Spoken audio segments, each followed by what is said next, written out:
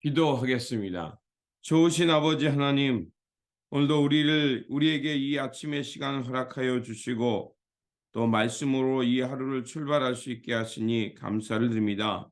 주님, 우리에게 귀한 말씀 주시고 또 하나님을 경외하는 삶으로 인도하여 주셨사오니 언제 어디서나 무엇을 하든지 여호와를 경외하는 삶이 되게 하여 주시고 말씀을 귀히 여기며 좌로나 우로나 치우침 없이 온전히 주님의 길을 따르는 삶이 되게 하여 주옵소서. 그래서 우리 삶 속에 하나님의 하나님됨을 드러내게 하여 주시고 하나님을 경외함으로 이 땅에 하나님의 평화와 생명의 사건이 일어나게 하여 주옵소서. 우리 구주 예수 그리스도의 이름으로 기도드립니다. 아멘. 오늘 우리에게 주신 말씀은 사무엘상 8장, 본문 읽기는 8장 1절에서 9절입니다. 사무엘이 늙음에 그의 아들들을 이스라엘 사사로 삼으니 장자의 이름은 요엘이요 차자의 이름은 아비야라. 그들이 부엘세바에서 사사가 되니라. 그의 아들들이 자기 아버지의 행위를 따르지 아니하고 이익을 따라 뇌물을 받고 판결을 굽게 하니라. 이스라엘 모든 장로가 모여 라마에 있는 사무엘에게로 나아가서 그에게 이르되 보소서, 당신은 늙고 당신의 아들들은 당신의 행위를 따르지 아니하니 모든 나라와 같이 우리에게 왕을 세워 우리를 다스리게 하소서 한지라. 우리에게 왕을 주어 우리를 다스리게 하라 했을 때 사무엘이 그것을 기뻐하지 아니하여 여호와께 기도하며 여호와께서 사무엘에게 이르시되 백성이 내게 한 말을 다 들으라. 이는 그들이 너를 버림이 아니요 나를 버려 자기들의 왕이 되지 못하게 함이라.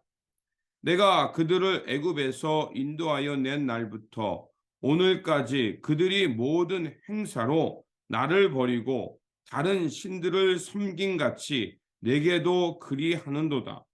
그러므로 그들의 말을 듣되 너는 그들에게 엄히 경고하고 그들을 다스릴 왕의 제도를 가르치라. 아멘. 오늘 본문 말씀은 사무엘의 아들들이 사사로서 역할을 제대로 못해하자 이제 이스라엘 백성들이 사무엘에게 와서 왕정 제도를 요구하는 말씀입니다. 이스라엘의 모든 장로들이 사무엘에게 와서 이스라엘을 다스리는 왕을 세워달라고 요구합니다. 그들 생각에 왕정 제도를 세우면 이 사사의 시대의 그 분파, 이 지파지대를 끝내고 왕을 통해서 더 막강한 국가가 될 수 있다라고 생각했던 겁니다. 하지만 그것은 그들의 착각이었죠. 왕이 생기면 이제 그 왕을 섬기고 왕권을 유지하기 위해 많은 세금과 또 여러 가지 손실을 보여야 한다는 것을 그들은 알지 못했습니다. 또한 특별히 그들이 왕을 요구한다는 것은 더 이상 하나님이 그들의 왕이 아니며 이제 세상의 임금을 섬기겠다라는 어떻게 보면 하나님에 대한 불순종이며 저항이었던 것입니다. 하나님은 그들에게 왕정 제도의 위험을 알리는 경고의 말씀을 주고 그리고 그들의 요구를 허락해 주십니다.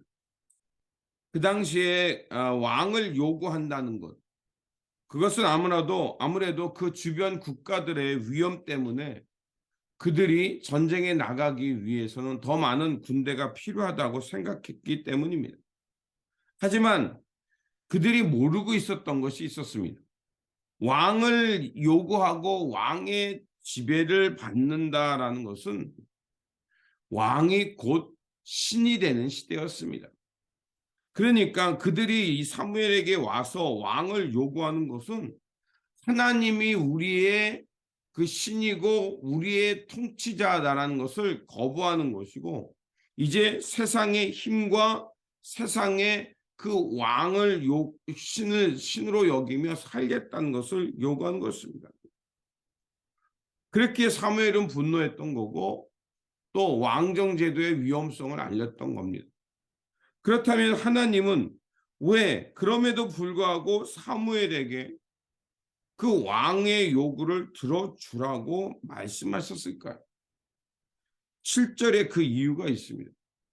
여호와께서 사무엘에게 이르시되 백성이 내게 한 말을 다 들으라. 이는 그들이 너를 버림이 아니요 나를 버려 자기들의 왕이 되지 못하게 함이라. 그러면서 8절에 이렇게 말합니다. 내가 그들을 애굽에서 인도하여 낸 날부터 오늘까지 그들이 모든 행사로 나를 버려 다른 신을 섬긴 같이 내게도 그리하는도다. 그러니까 지금 하나님이 그들에게 허락하고 그들의 요구가 정당하다고 말하는 게 아니라 이미 그들이 하나님을 버렸다는 것을 말하는 겁니다. 그리고 그들은 출애굽한 이후부터 끊임없이 하나님의 뜻을 따르지 않고 다른 신을 섬기며 살았음을 말하는 것입니다. 그래서 이스라엘 백성들은 눈에 보이지 않는 하나님, 그런 하나님을 믿을 수 없다고 여긴 겁니다. 그래서 차라리 눈에 보이는 그 형상화된 신을 섬기면서 그 신이 오히려 우리들에게 번영과 평안을 줄 수 있을 거라고 생각했던 겁니다. 그러니까 하나님은요, 그들이 그것을 요구하면 때로는 기다리시는 하나님이신 것 같아요. 잘못된 것을 요구할 때 때로는 기다립니다. 사람은요, 실수를 통해 배웁니다. 그러니까 하나님이 안타까워도 아무리 말해도 듣지 않으면 하나님이 그냥 침묵해 버리는 거예요. 그러면 사람들은 뭐 어떻게 하냐? 임의대로 자기 임의대로 살아가는 겁니다. 결국 그러다 큰 실수와 방황을 겪게 되고 그것을 통해서 하나님을 깨닫고 돌아오게 되는 겁니다. 그래서 사무엘은 그들에게 왕정 제도에 어떤 불이익이 있는지를 가르치며 경고합니다. 첫 번째로 너희들이 요구하는 왕으로 인해서 이제 너희들의 자식들은 군대로 가고 신하가 되고 딸들은 너희들의 이 왕을 섬기는 시녀가 될 것이라고 얘기합니다.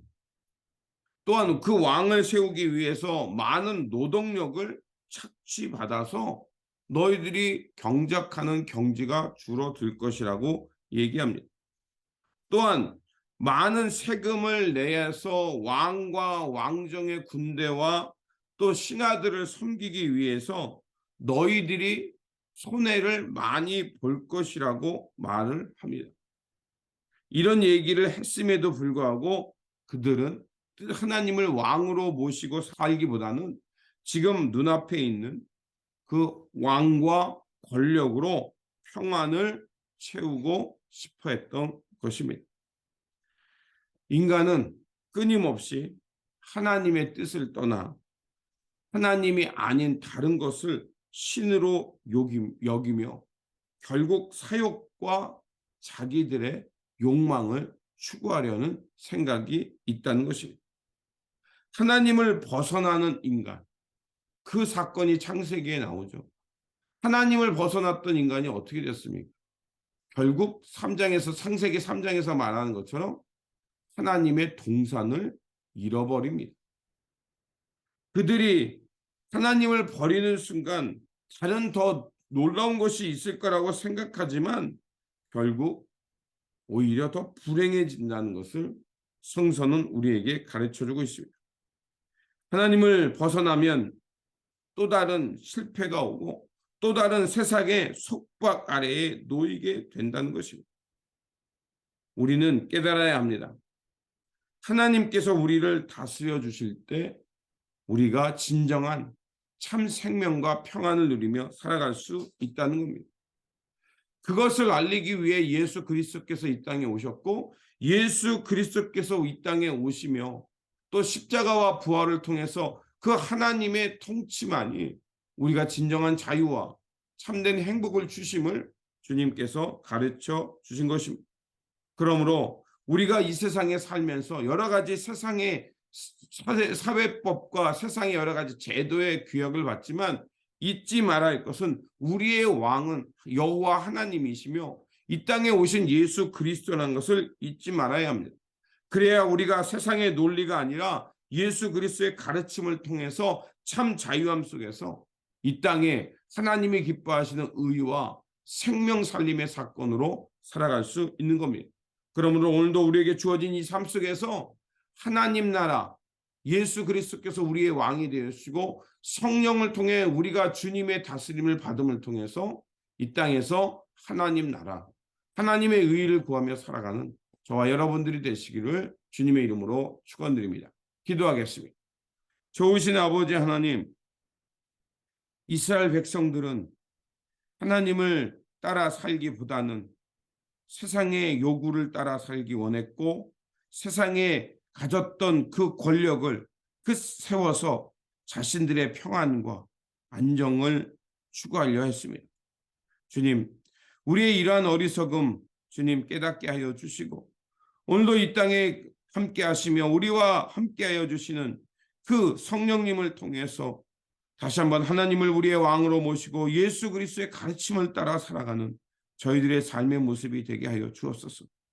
주님을 통해서만이 또 주님의 다스림을 통해 살아가는 그 나라만이 진정한 생명과 의의 나라요 하나님의 평안과 돌보심의 세상임을 알게 하여 주셔서 오늘도 하나님의 뜻을 벗어나지 않게 하여 주시고 주님의 통치하심과 주님의 다스림 속에서 의와 평화와 생명을 향해 살아가는 저희들 되게 하여 주옵소서. 오늘도 이 일상을 주님 손에 맡기며 우리 구주 예수 그리스도 이름으로 기도드립니다.